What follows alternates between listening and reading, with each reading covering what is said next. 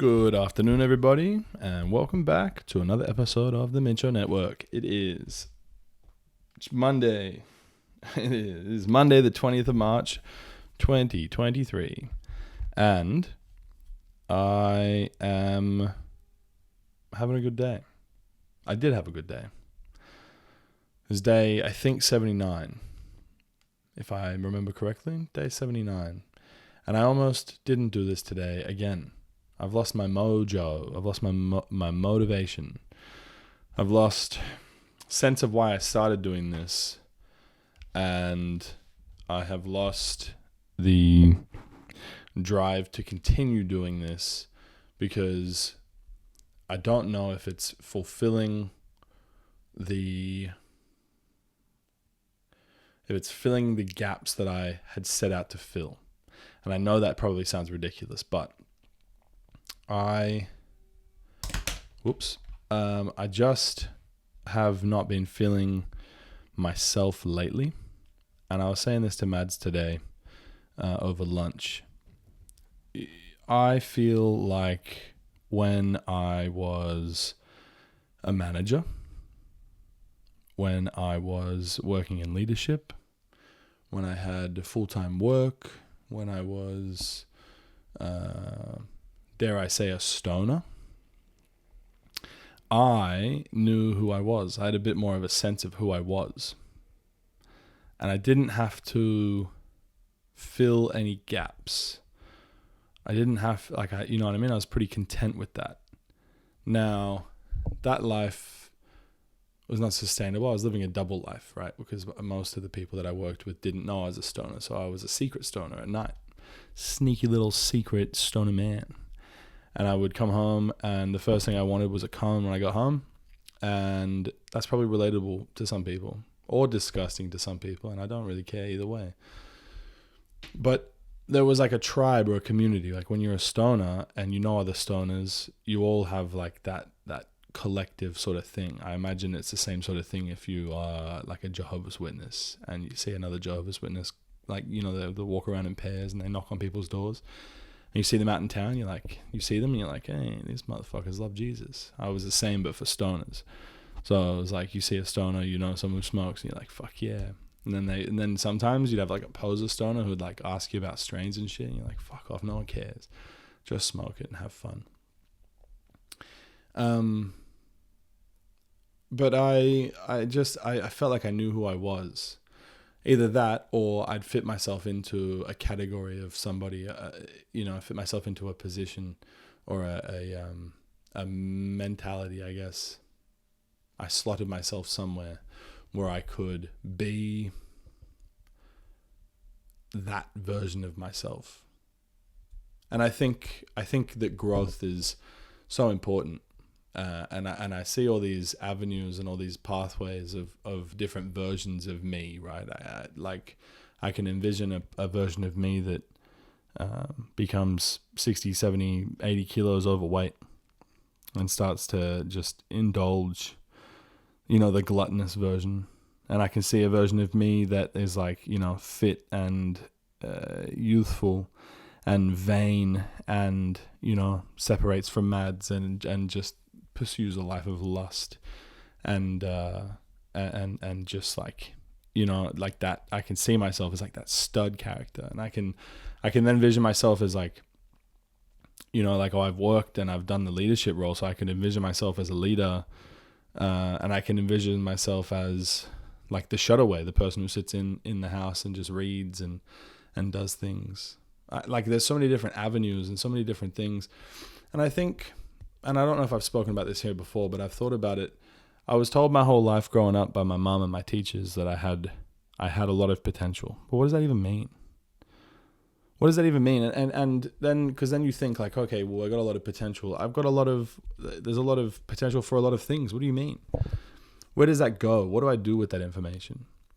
And how do I pursue anything? How do I find something I want to pursue to be great at? If I know that eventually I will be great at it, right? Like, I know that sounds probably ridiculous, but like, if I have a lot of potential and I could fulfill that potential, does that mean that I could do anything that I want to do and I would be good at it if I pursued it and I pushed at it long enough? And that's a lot of weight to put on something, right? Because if I knew exactly what I would not be good at doing, I would just avoid doing those things and do the things that I would be good at doing, right? And then there's like, well, do you want to do things to be good at them, or do you want to do things because you like them? Hopefully both. But if I can do things that I like and be good at them, that's great. But if I can do things and be good at them, even if I don't like them, at least there's like a glory that comes with that, right? There's like a I don't know what the word is, like a status, maybe even if it's a personal one. There's like this idea that like I am great and I can do that. But then there's also the other side of it where like if you're the best at whatever you do, there's only really room in your life for other people who are the best at that as well, right? Like if you're only pursuing greatness, mediocrity will never suffice. And so you've got to be around people who aren't mediocre. But I like my mediocre friends. And I'm sure whatever they want to do and whoever they want to be, they're achieving greatness. And they are great at what they do. And so are they mediocre by societal standards? Are they mediocre by my standards? Are my standards based on societal standards?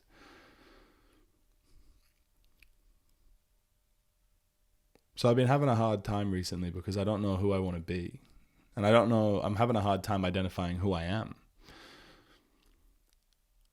And if who I want to be and who I am aren't lining up, right, we need to get those checks and balances squared away.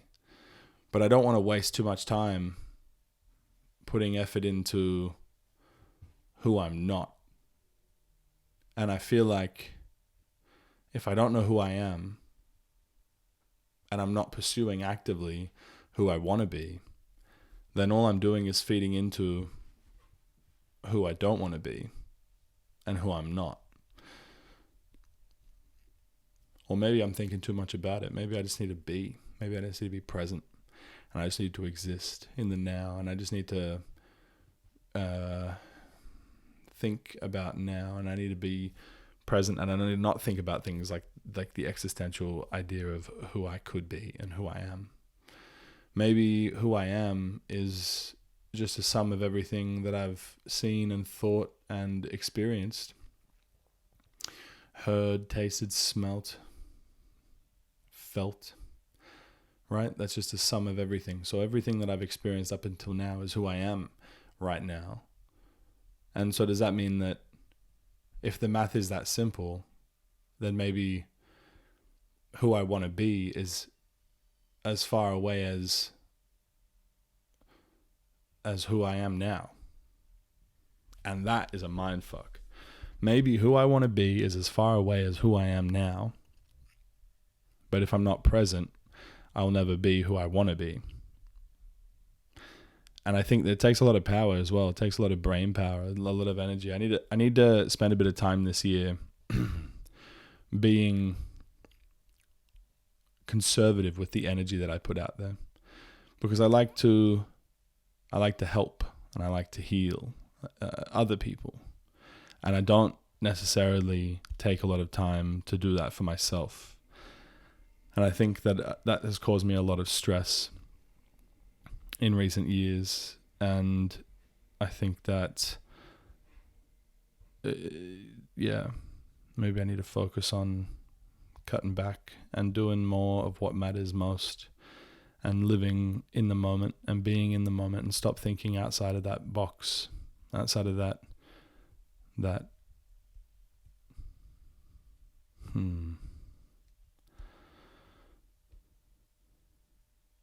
And it's hard too, because when you play into who you think you are and that isn't aligned with who you actually are, that causes strain in your relationships with other people. It causes strain in your relationship with yourself. And you know when you're like in English class and then they give you the prompts and it's like self versus self versus other, self versus environment, and I can't remember the last one. It's like self versus the world or something like that. Maybe I just need to be a little bit kinder and a little bit more patient with myself. Everything happens for a reason, and everything comes with time, and you know, time heals all wounds, and time. All it is, it's about time. Maybe time slows down if I'm more present. Maybe if today's the only thing that matters, right now is the only thing that matters, and I can stop focusing on next week, next month, next year, 5 years, 10 years, you know. Maybe time will slow down if I only focus on right now.